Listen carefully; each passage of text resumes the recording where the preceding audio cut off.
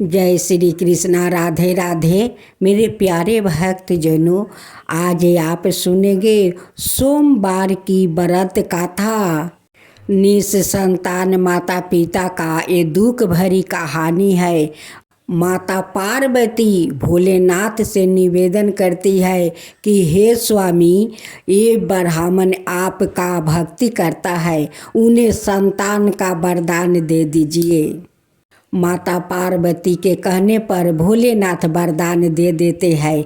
अब आगे कथा का माध्यम से सुनिए। भोलेनाथ की जय हो, भोलेनाथ की जय हो, माता पार्वती की जय हो, माता पार्वती की जय हो। एक साहूकार था जो भगवान शिव का अनाय भक्त था। उसके पास धन आए, किसी भी चीज की कमी नहीं थी, लेकिन उसकी कोई संतान नहीं थी और वो इसी कामना को लेकर रोज शिव जी के मंदिर जाकर दीपक जलाता था। उसके इस भक्ति भाव को देखकर एक दिन माता पार्वती ने शिव जी से कहा कि प्रभु, यह साहूकार आपका अनय भक्त है, इसको किसी बात का कष्ट है तो आपको उसे अवश्य दूर करना चाहिए। शिव जी बोले कि हे पार्वती, इस साहूकार के पास पुत्र नहीं है, यह इसी से दुखी रहता है। माता पार्वती कहती है कि हे ईश्वर, कृपा करके इसे पुत्र का वरदान दे दीजिए।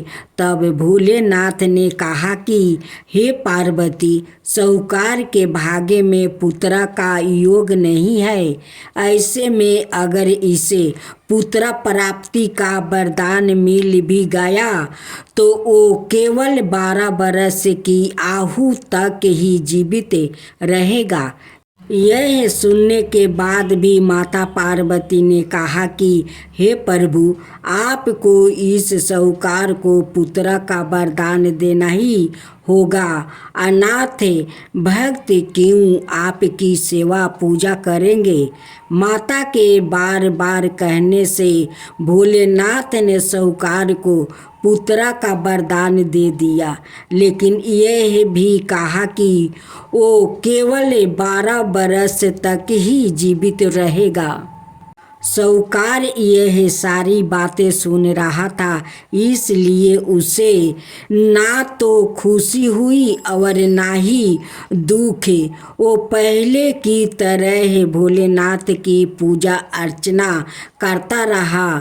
उधर सेठानी गर्भवती हुई और 9 महीने के बाद एक सुंदर सा बालक की प्राप्ति हुई। परिवार में खूब उत्साह मनाया गया, लेकिन साहूकार पहले ही की तरह रहा और उसने लड़का की 12 बरस की आयु का जिक्र किसी से भी नहीं किया। जब बालक 11 बरस की आयु हो गई तो एक दिन साहूकार की सेठानी ने बालक के विवाह के लिए कहा। तो साहूकार ने कहा कि वो अभी बालक को पढ़ने के लिए काशी जी भेजेंगे। इसके बाद उसने बालक के मामा जी को बुलाया और कहा कि इसे काशी पढ़ने के लिए ले जाओ और रास्ते में जिस भी स्थान पर रुकना, वहाँ यज्ञ करते और ब्राह्मणों को भोजन कराते हुए आगे बढ़ना। उन्होंने भी इसी तरह करते हुए जा रहे थे कि रास्ते में एक राजकुमारी का विवाह था। जिससे उसका विवाह होने वाला था वो एक आँख से काना था। तो उसके पिता ने जब अति सुंदर साहूकार के बेटे को देखा तो उनके मन में आया कि क्यों ना इसे ही घोड़ी पर बैठाकर शादी के सारे कार्य संपन्न करवा लिया जाए। तो उन्होंने मामा से बात की और कहा कि इसके बदले में वो अथाह धन देंगे। तो वो भी राजी हो गया।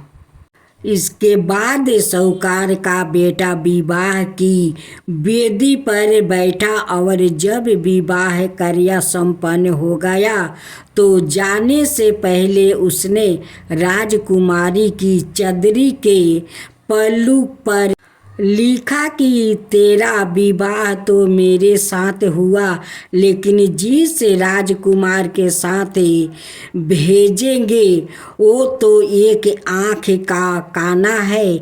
इसके बाद वो अपने मामा के साथ काशी के लिए चल गया। उधर जब राजकुमारी ने अपनी चुनरी पर यह लिखा हुआ पाया तो उसने राजकुमार के साथ जाने से मना कर दिया।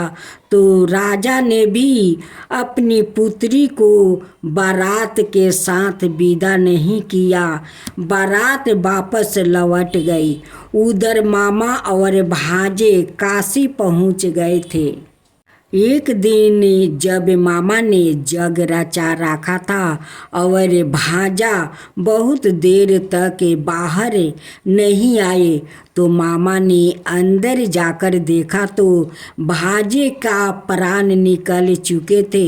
वो बहुत परेशान हुए, लेकिन सोचा कि अभी रोना पीटना मचाया तो ब्राह्मण चल जाएंगे और जग का कार्य अधूरा रह जाएगा। जब जग संपन्न हुआ तो मामा ने रोना पीटना शुरू किया। उसी समय शिव पार्वती उधर से जा रहे थे तो माता पार्वती ने शिव जी से पूछा, हे प्रभु, यह कौन रो रहा है? तभी उन्हें पता चलता है कि यह तो भोलेनाथ के आशीर्वाद से जन्म हुआ साहूकार का पुत्र है। तब माता पार्वती कहती है कि हे स्वामी, इसे जीवित कर दीजिए। अनाथ रोते रोते इसके माता पिता के प्राण निकल जाएंगे।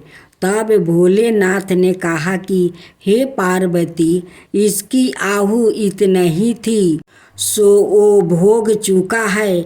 लेकिन माँ के बार बार आग्रह करने पर भोलेनाथ ने जीवित कर दिया।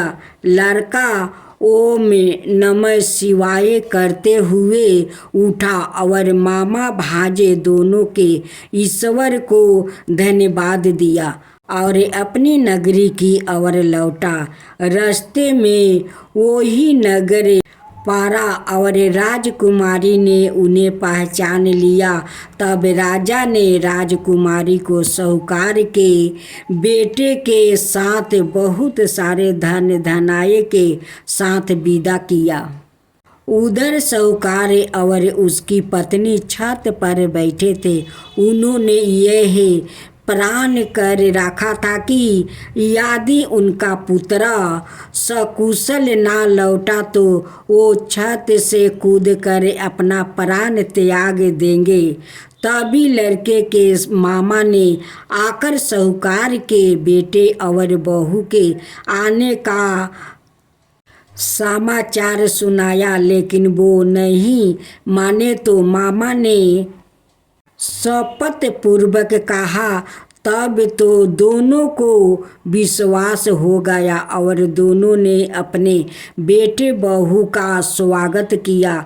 उसी रात साहूकार को सपने में शिव जी ने दर्शन दिया और कहा कि तुम्हारे पूजन से मैं प्रसन्न हुआ। इसी प्रकार जो भी व्याकृत इस कथा को पढ़ेगा या सुनेगा उसके समस्त दुखों दूर हो जाएगा और मन बचित सभी कामनाओं की पूर्ति होगी। जय शिवा ओमकारा, प्रभु हरे शिवा ओमकारा। ब्रह्मा विष्णु सदा शिव अर्धंगिनी धारा। ओम जय शिव ओमकारा। एकानन चतुरानन पंचानन राजे। शिव पंचानन राजे। हंसासन गरुड़ासन विषवाहन साजे। ओम जय शिव ओमकारा।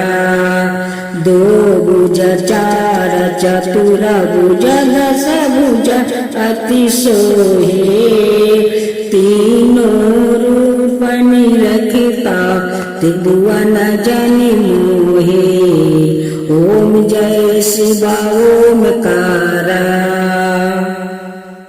अक्षर माला बने माला मंगली माला तारी।